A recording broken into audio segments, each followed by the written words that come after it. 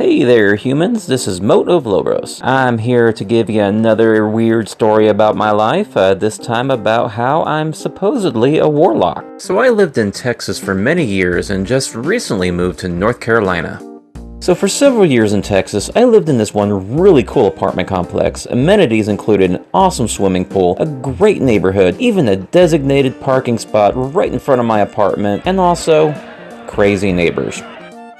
Now, don't get me wrong, not all my neighbors were bad. In fact, the majority of them were freaking cool. But there were a few that I swear were a few glip-glops short of a schmeasel. So let's start from the beginning when I moved in. I got everything set up the way I wanted. Everything was in place, and I was ready to chillax my new digs when I got a knock on my front door. So greeting me was this elderly lady, probably in her 60s or 70s, complete with a walker with tennis balls on the bottom. Let's call her Fogey McBluehair. Anyways, Miss McBluehair claims she's the head of the complex's tenant council and hands me this list of unofficial rules that need to be followed. Some of these rules were really off the wall, like having a signed letter from your pastor to prove you're attending church, not having offensive bumper stickers on your car, and not playing your TV or radio during Sundays. So not only was she there to give me these new rules, she demanded to be let into my apartment to inspect it, which I certainly would not allow her to do despite her insistence. By this time, she was already cheesed off by what she could already see standing in my doorway, my posters, my shelves of action figures, as well as my go-away doormat. It took some doing, but eventually I got her to leave my doorstep, making it absolutely clear that if it's not in a lease, I will not abide by it. So the next day, I went to the leasing office, and the lady there told me this woman and her elderly pals have been there since the 70s, and they think they run the place. She told me to pay them no mind, and they'll eventually back off. So the next week or so, Miss McBluehair visited me several times to cite me on various unofficial rule violations. One day, I had enough. She knocked on my door, I dug out my black hooded cloak from my Renaissance fair outfit, and I cranked up some merciful fate to the highest volume possible.